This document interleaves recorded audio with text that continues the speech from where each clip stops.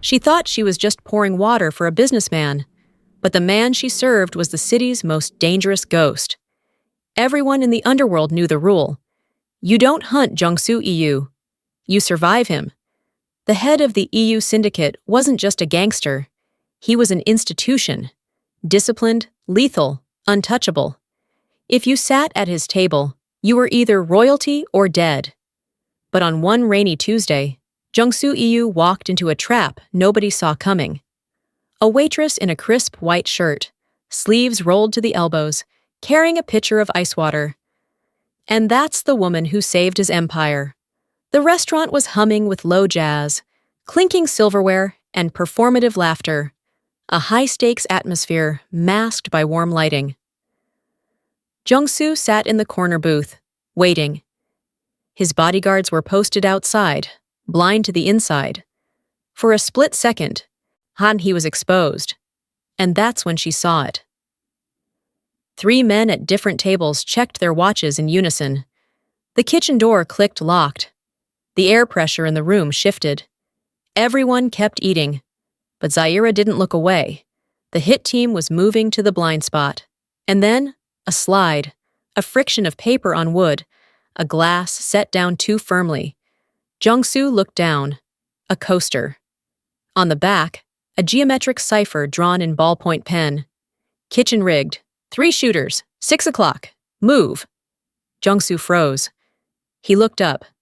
Zaira, face calm, poured his water. Sparkling or still, sir? The onyx room didn't smell like danger. It smelled like roasted garlic, an expensive perfume. To the untrained eye, the dinner rush was a symphony of clinking silverware and low, polite laughter. But Zaira Sevilla Camacho wasn't watching the food. She was watching the door.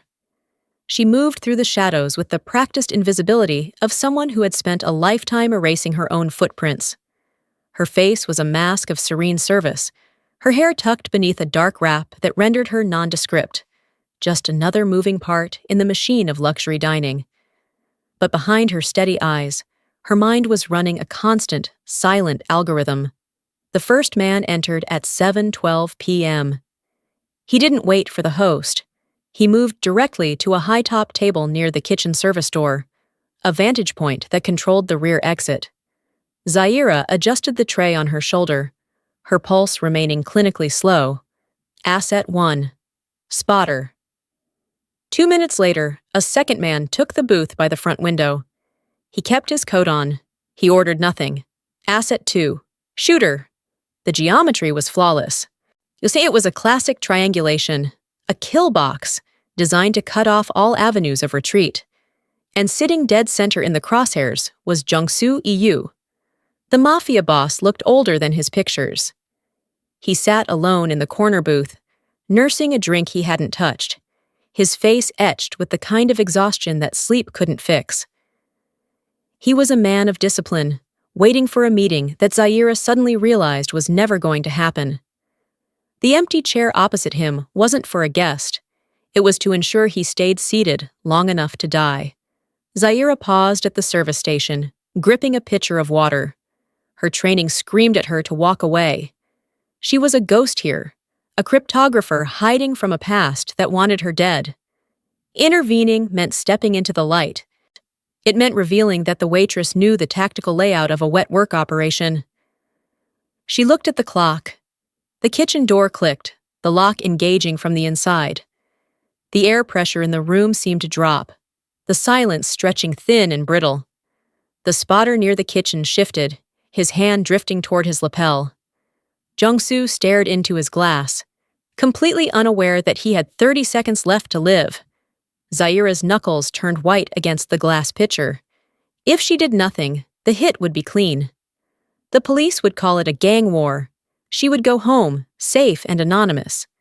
But looking at the tired man in the suit, seeing the precision of the trap laid for him, something in her rebelled. It was an insult to strategy. It was sloppy to think no one was watching. She took a breath, letting the mask of the server slip just enough to let the soldier breathe. She wasn't going to let them win, not on her shift. Zaira turned her back to the dining room, shielding her hands with her body. She pulled a receipt pad from her apron, the paper cheap and thin under her fingers. She didn't write in English or Korean. Instead, her pen moved in sharp, rapid strokes, sketching a series of jagged geometric symbols. A dead military cipher that hadn't been used in active comms for a decade. Ambush, 3 vectors. Kitchen compromised. It was a language of ghosts, known only to veteran strategists, and she was betting her life that the man in the corner booth was one of them. She tore the slip free, tucking it under the base of the water pitcher. She turned, her expression resetting to a subtle, controlled serenity. The walk to the table felt miles long. The air was heavy with the silence that precedes violence, but Zaira moved with a steady rhythm, her eyes observant but never darting. Jung-soo Yu was staring at his untouched drink, his shoulders squared in a posture of disciplined fatigue. He didn't look up as she approached. To him, she was just a shadow in a white shirt and black vest, an invisible part of the scenery. Zaira set the pitcher down. Then she moved. She leaned slightly forward, her arm extending in a motion that was precise and deliberate. It wasn't the submissive gesture of a server offering a bill. It was a tactical handoff. With a quiet friction of paper against the scratched, weathered wood, she slid the note directly into his line of sight. The dynamic at the table shifted instantly. The note became the singularity, the only thing that mattered in the room. Jung-soo's gaze locked onto the paper, his brows subtly furrowed, his lips pressing together in a hard line. For a split second, the discipline cracked. A micro-expression of pure shock flashed across his face. Not fear, but the jarring realization that the impossible had just landed on his table. He recognized the code. He understood the danger immediately. Just as quickly as the shock appeared, it vanished, replaced by a terrifying, icy composure. He didn't panic. He didn't look around at the assassins closing in. He slowly raised his head, his dark eyes meeting hers with an intensity that would have withered a lesser woman. He asked no questions. He didn't need to. The silent exchange was complete. He knew she wasn't just a waitress, and she knew he was ready to move. Jung-soo didn't flinch. He let the silence hang for a heartbeat, then reached into his jacket with deliberate slowness. To the room, he was a bored executive checking a notification. To the men watching him, he was still a target, just shifting posture. He pulled out his phone, pressed it to his ear, and stood up, his face twisting into a mask of impatience. "I can't hear you," he said, his voice loud enough to carry over the jazz. "The signal in here is garbage." It was a lie, but it was a perfect one. It gave him a reason to move. Zaira didn't wait. She turned on her heel, pitcher in hand, moving toward the narrow corridor that led to the wine storage, a blind spot the spotter near the kitchen had missed. She didn't look back to see if he was following. She knew he was. She held her left hand behind her back, fingers splayed low against her apron. Ow, signaling hold. Then, as a waiter passed with a tray of steaks, she flashed 2 fingers. "Move now!" Jung-soo fell into step behind her, keeping the distance of a customer looking for a quiet place to talk. The distance between the booth and the service door was only 20 feet, but every step felt like walking across a minefield. Zaira could feel the eyes of the man in the window burning into their backs. He was hesitating, waiting for a clear shot that was rapidly disappearing. She reached the service door, a panel of scuffed wood that blended into the wall paneling. She didn't fumble. She punched the key code into the keypad, a sequence she had memorized on her first day, and the lock disengaged with a heavy thud. She held the door open just wide enough for him to slip through, the smell of rain and wet asphalt rushing in to meet the scent of roasted garlic. Jung-soo stepped into the alley without a word.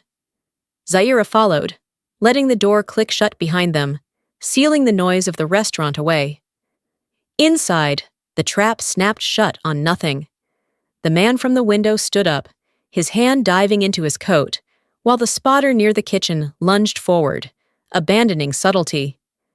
They converged on the corner booth, weapons drawn, ready to end the reign of the IU syndicate. But all they found was a half-full glass of water and a cheap paper receipt, lying innocent and white on the scarred wooden table. The target was gone. The alley air tasted of wet ash and ozone. Zaira didn't run. Running drew the eye, but she moved with a predatory swiftness that forced Jiangsu to match her stride. Behind them, the service door they had just exited banged open against the brick. A beam of tactical light cut through the drizzle, sweeping the darkness. The hunt had begun. Zaira grabbed Jiangsu's sleeve, pulling him behind a rusted dumpster just as the light slashed past their position. "They'll grid the block in 2 minutes," she whispered, her voice devoid of fear. "We need to be 3 miles away by then." She scanned the alley. It was a graveyard of delivery trucks and forgotten junk, but near the mouth of the street sat a gray, mid-2000s sedan. It was dented, dirty, and utterly forgettable. Perfect camouflage. "That one," she said. They reached the car in seconds. The driver's side window was cracked an inch to vent the humidity. Zaira didn't hesitate. She pulled a long, stiff hairpin from her head wrap, the first break in her professional appearance, and slid it through the gap. With a precise, brutal twist, she tripped the lock mechanism. The thud of the latch disengaging was the loudest sound in the alley.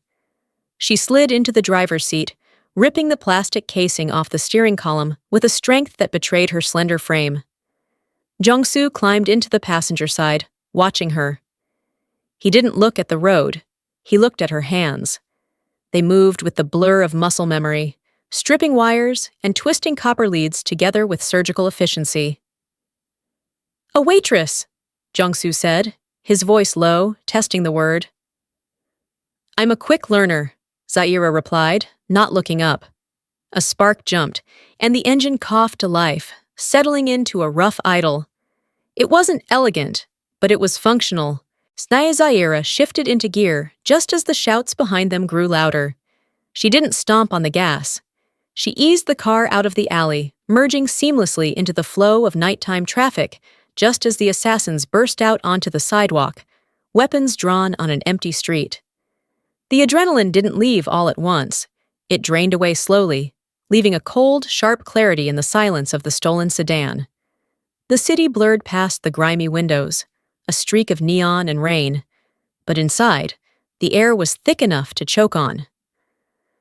Jiangsu Yu adjusted his cuffs. It was a reflex, a small mechanical action to reclaim the dignity stripped away by the flight through the alley.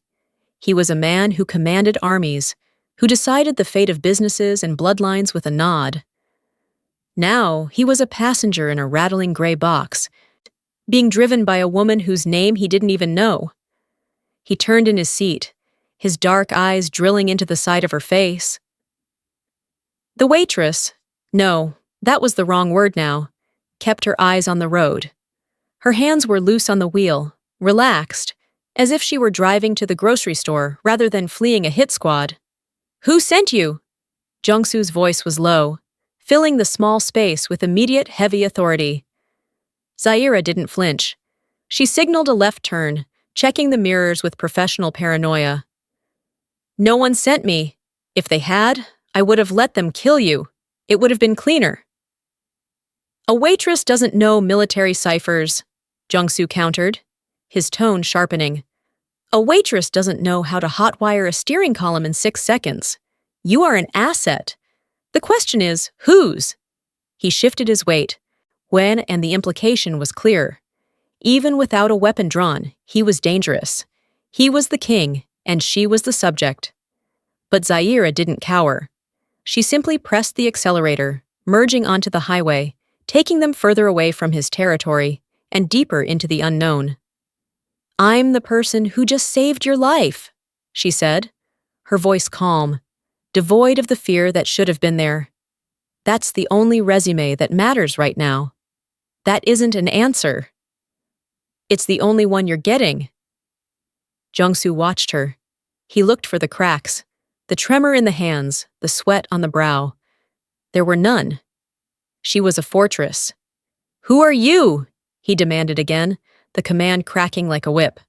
Zaira finally glanced at him. It was a brief, flat look that acknowledged his power without submitting to it.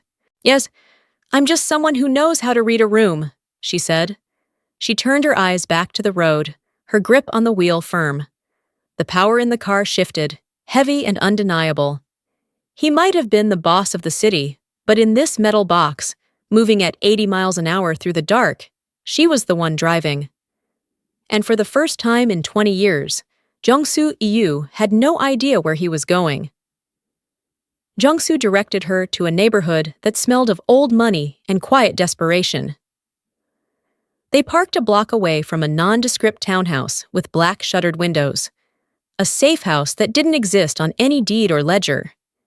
It was his failsafe, the one place Kenji and the others shouldn't have known about. He stepped out of the car, straightening his jacket. The rain had softened to a mist, slicking the cobblestones. For the first time since the restaurant, his shoulders relaxed. He was the king returning to his fortress. He walked toward the private entrance, his hand reaching into his pocket for the key card. Zaira followed a step behind, her eyes not on the door, but on the shadows stretching between the streetlights. "Stay here," Jung-soo said, his voice regaining its command. He stepped up to the heavy steel-reinforced door. He raised his hand to the electronic keypad mounted on the brick. "Don't touch it," Zaira whispered. The command was soft, but it hit him like a physical blow. Jung-soo froze, his finger inches from the keys. He turned to look at her, irritation flaring. "This system is hardwired. It is secure." "It's dead," Zaira said. She didn't point. She just nodded at the small LED indicator above the number pad. It should have been a faint, pulsing red, the heartbeat of a live security circuit. It was black. "A power outage," Jung-soo dismissed, though the doubt was already creeping into his eyes. "The streetlights are on," Zaira countered, her voice dropping to a murmur. "The building next door has power. Your lock didn't fail, Jung-soo. It was bypassed. Someone killed the circuit so they could pick the magnetic latch without triggering the silent alarm." Jung-soo stared at the dark plastic box. The realization washed over him, colder than the rain. If the lock was dead, the door was unlocked. And if the door was unlocked, the house wasn't empty. "They're inside," he said, the words tasting like ash. "Waiting!" Zaira stepped closer, her presence at his shoulder, sudden and grounding. "If you had punched that code, the interior chime would have alerted them. You would have walked into a bullet before the door closed behind you." Jung-soo slowly lowered his hand. He looked at the townhouse, his sanctuary, and saw it for what it really was. Another trap. The betrayal wasn't just in the restaurant. It was total. His empire had been hollowed out from the inside. He looked at Zaira, the stranger who saw what he couldn't. For the second time in an hour, she had been the only thing standing between him and a grave. "Back to the car," she said, already turning. "Quietly." The drive to the safe house had been a retreat. The drive to Zaira's apartment was a descent. They ended up in a district where the streetlights flickered and the buildings leaned together like conspirators. Zaira's sanctuary was on the 4th floor of a walk-up that smelled of damp plaster and anonymity. She unlocked the door with 3 separate keys, pushing it open to reveal a space that was less a home and more a holding cell for a life on pause. It was a studio, barely large enough to contain the silence between them. A mattress lay on the floor, unmade. A single chair. A desk shoved against the peeling wallpaper. But it was what covered the surfaces that stopped Jung-soo in the doorway. The apartment was a library of secrets. Stacks of heavy, dog-eared hardcovers rose from the floor like stalagmites. Jung-soo tilted his head, reading the spines. Algorithmic number theory, fluid concepts, advanced military cryptanalysis. These weren't hobbies. They were tools. He stepped further into the room, his tailored suit looking absurdly out of place. On the desk, an open travel pouch spilled its contents. He saw the glint of holographic foil. Passports. 4 of them. He reached out, flipping through the booklets. Different names, different nationalities, Canadian, Senegalese, French, but the same photo. The same calm, steady eyes that had watched him from across the restaurant table. "You aren't hiding from the police," Jung-soo said, the realization settling over him with the weight of a stone. The military shorthand, the hot-wired car, the analysis of the magnetic lock, it all coalesced into a single terrifying picture. "You're a ghost!" Zaira turned from the window, where she had been checking the street below through the blinds. She didn't rush to hide the documents. She didn't flinch. She simply watched him process the truth. I was," she corrected quietly. "Until tonight." Jung-soo looked around the cramped room again, seeing it with new eyes. This wasn't poverty. It was camouflage. She had deliberately made herself small, erasing her footprint to survive. And by sliding that coaster across the table, she had torched the invisibility she had spent years building. "Intelligence," Jung-soo stated, dropping the passport back onto the desk. "Black ops. The kind of operative that doesn't exist on paper." "Does it matter?" Zaira asked, moving to double-check the deadbolt. "It matters," Jung-soo replied, watching her hands that poured water and hot-wired ignitions with equal competence. "Because it means you didn't save me out of kindness. You saved me because you recognized the tactic." "I saved you," Zaira said, facing him, "because I know what a coup looks like, and I don't like being collateral damage."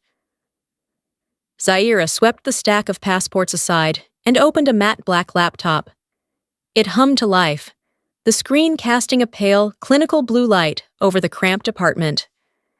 There was no desktop background, no icons, just a blinking terminal prompt.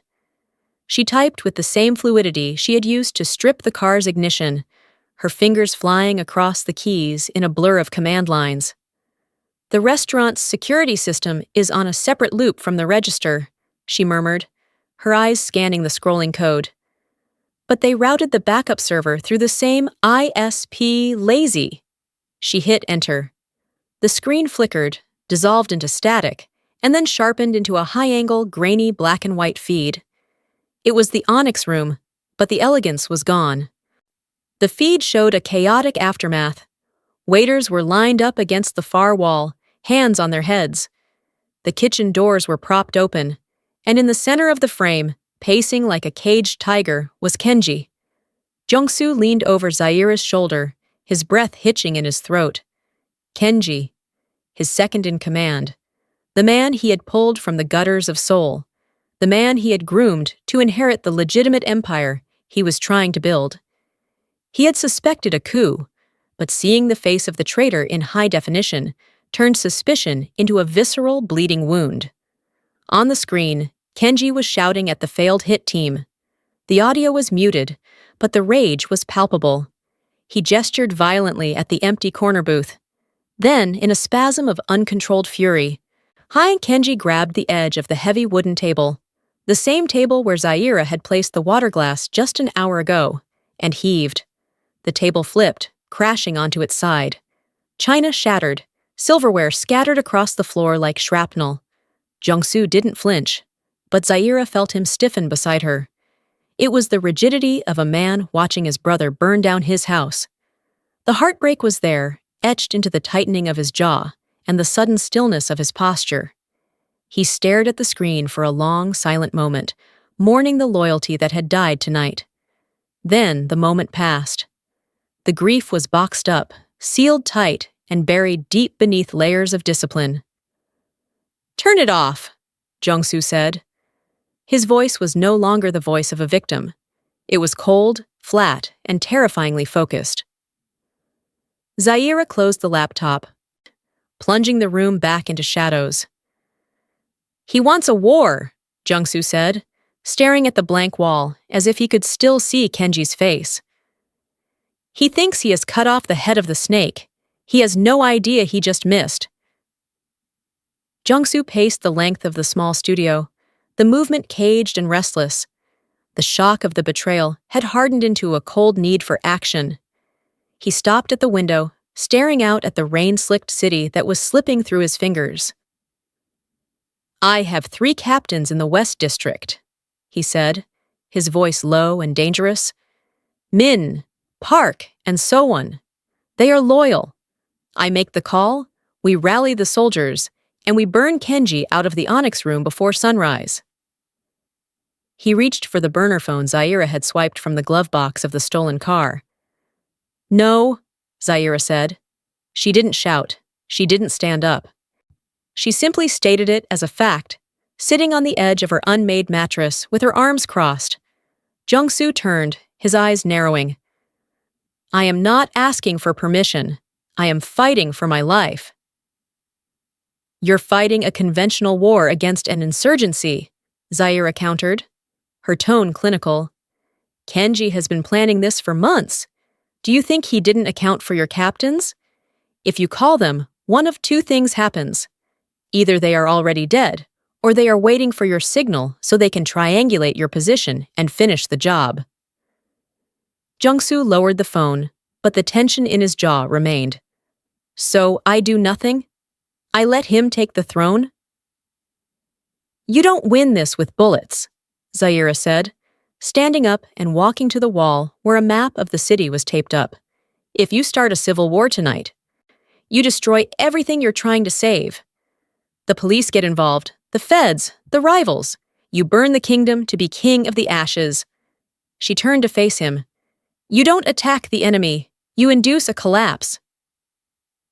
Jung-soo looked at her. "A collapse?" "It's a psychological trap," Zaira explained, her eyes sharp. "Right now, Kenji is expecting you to do exactly what you just suggested. Panic, rally, and attack. He's braced for impact. He's ready for a fight." She stepped closer, invading his personal space with the confidence of a strategist.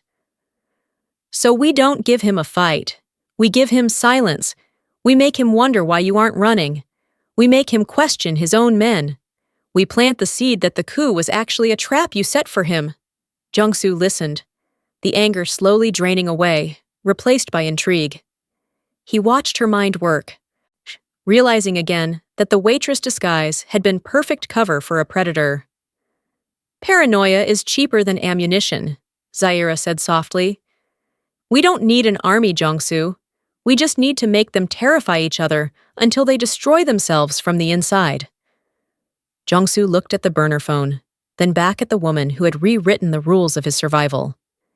He set the phone down on the desk. "Show me," he said. The burner phone sat on the desk like a live grenade.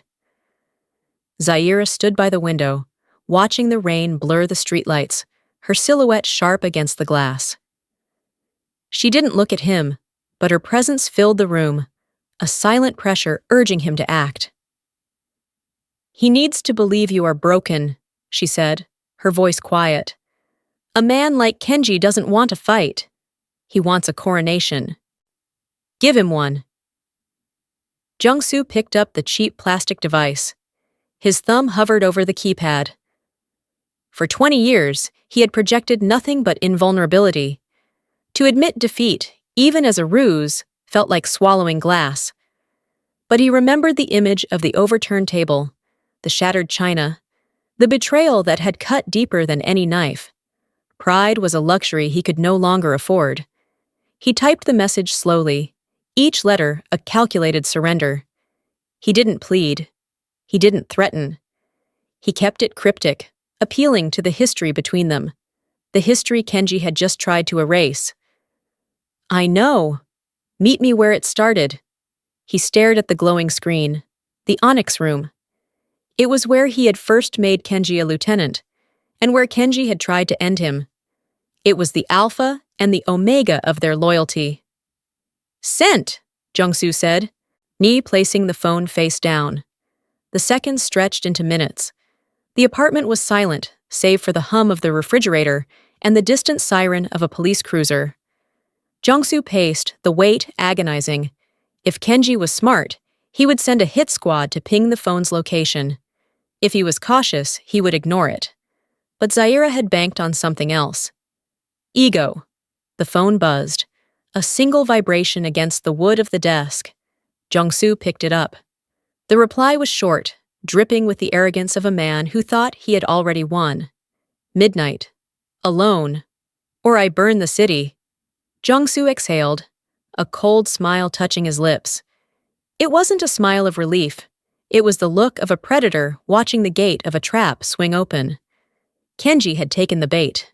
He was coming back to the restaurant, expecting a surrender. He was coming to accept the crown from a dying king. "He's coming," Jung-soo said, looking at Zaira. She turned from the window, her eyes dark and unreadable. She didn't smile. She just walked to her bag and pulled out a pair of black gloves. "He thinks he's walking into a throne room," she said, tossing the gloves to him. "Let's make sure he walks into a tomb."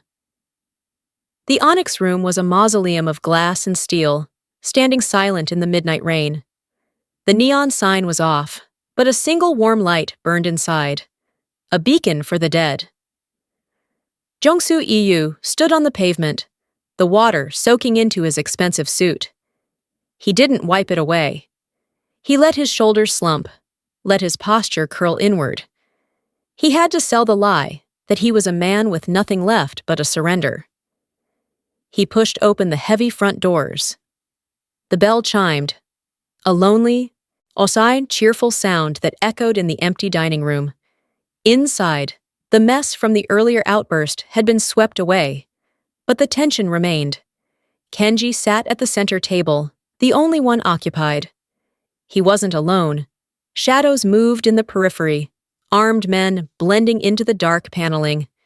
Kenji looked up, a glass of whiskey in his hand, a smile of triumphant cruelty stretching across his face. He saw exactly what he wanted to see, a king brought to his knees. "You look tired, boss," Kenji called out, not standing up.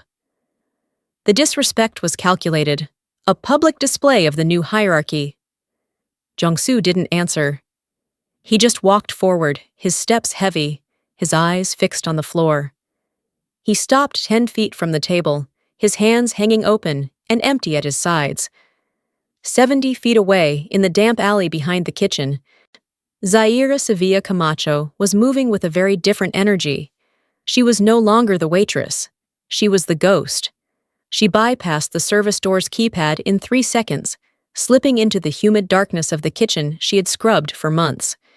It smelled of bleach and cold grease. She moved silently past the stainless steel prep tables to the maintenance closet. Inside hummed the building's nervous system, the main breaker panel, and the wireless router node. She pulled a small jury-rigged device from her pocket, the guts of the stolen burner phone wired to a signal amplifier she'd stripped from the safe house's dead lock. She jammed it into the router's port. The little green lights on the modem flickered and died. The building's internal comms, the security feed, the assassin's earpieces, all of it turned to static instantly. Phase 1 complete. The enemy was now deaf.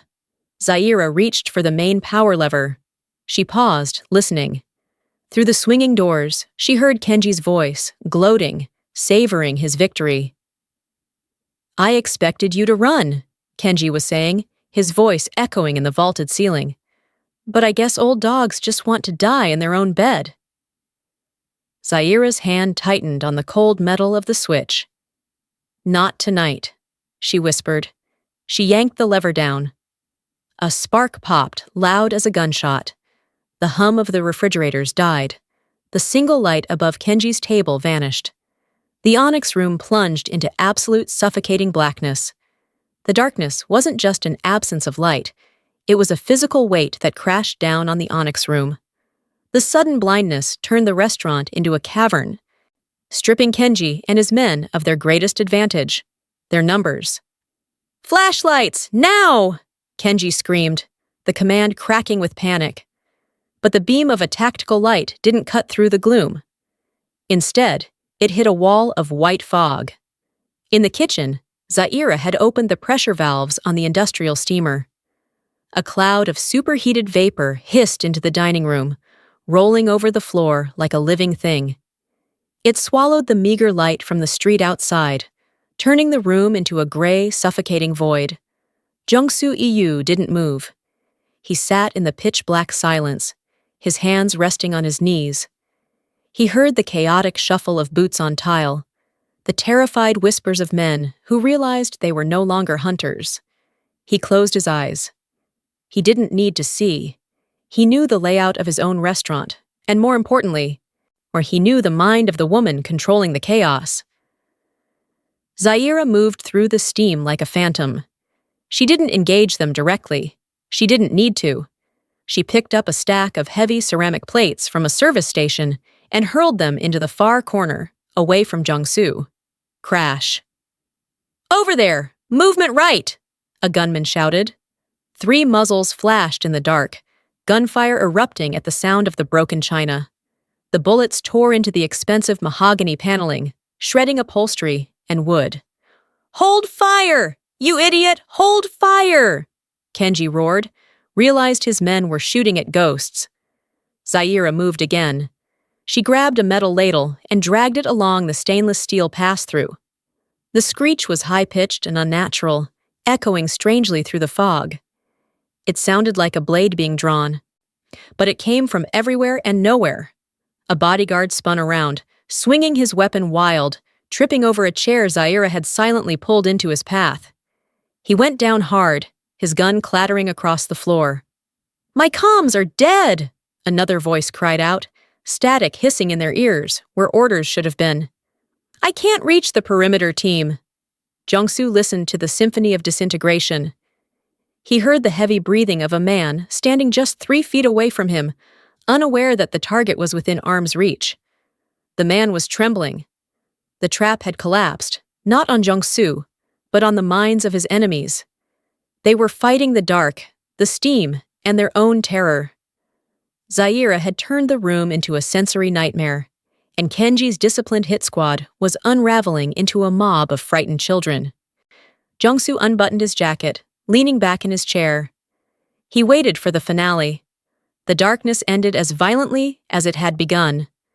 A mechanical thud echoed from the back of the house, and the overhead lights slammed back on, bathing the restaurant in a harsh, clinical glare. Kenji shielded his eyes, blinking rapidly against the sudden brightness. The steam was dissipating, drifting in lazy ribbons near the ceiling. As his vision cleared, the terrifying reality of his position came into sharp focus. He wasn't standing over a defeated enemy. He was standing in the center of a kill zone, his weapon drawn, surrounded by a dozen barrels of tactical rifles. "Drop it! Police! Drop the weapon!" The shout came from the front entrance. A SWAT team had breached the perimeter, moving in with the precision Kenji's men had failed to master.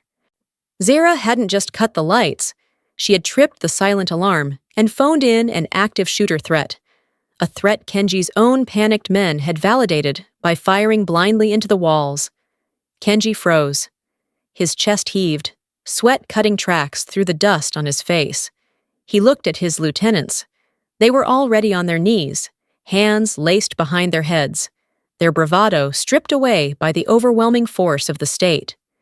He had come to execute a coup, but Zaira had manipulated the chessboard so perfectly that he was now just an armed gunman caught in the act. Slowly, agonizingly, Kenji let his pistol clatter to the floor. The sound was final. Through the chaos of shouting officers and zip ties, Kenji's eyes found Jung-soo. The boss hadn't moved.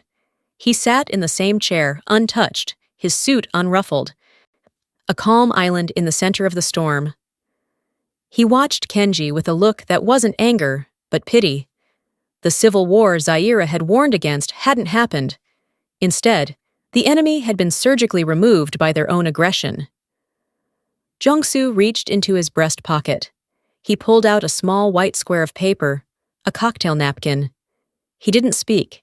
He simply leaned forward, the movement mirroring the waitress's gesture from earlier that night, and slid the paper across the scratched wooden table until it rested near Kenji's trembling hand.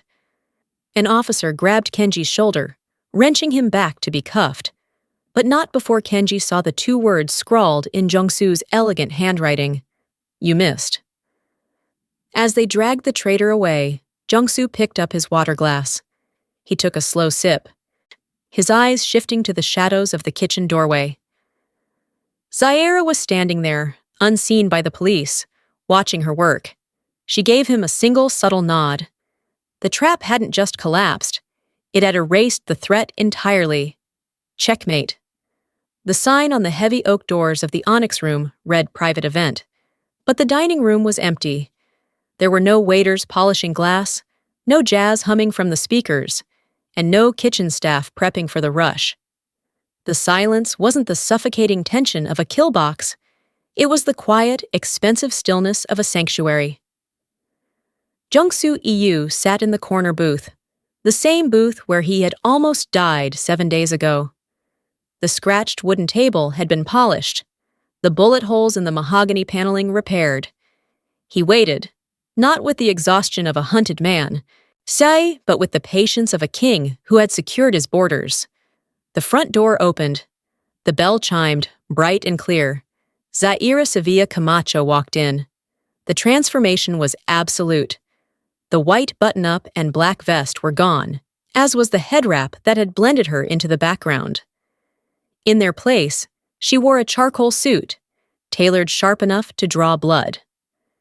Her hair was loose, framing a face that no longer feigned servitude. She didn't walk with the hurried, efficient stride of a server. She moved with the measured confidence of an owner. She crossed the floor, the sound of her heels echoing against the tile, and stopped at the table. She didn't ask for permission to sit. She simply slid into the chair opposite him, the seat that had been empty the night the trap was set. Jungsu looked at her.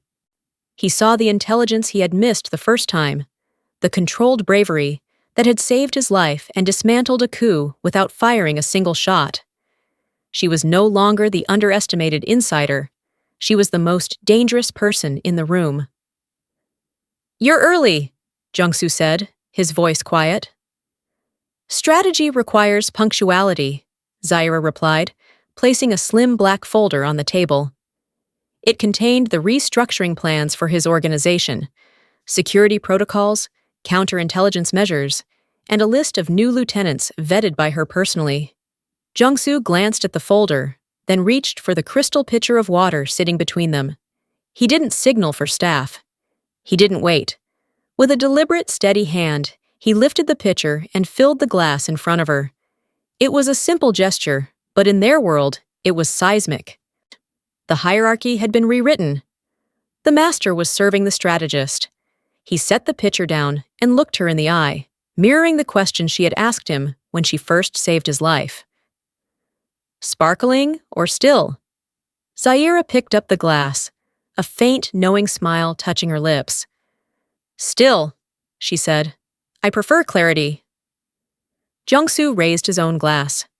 "To the architect," he said. "To the king," she replied. They drank. The partnership was sealed, and outside, the city continued to turn, completely unaware that its underworld had just been redesigned,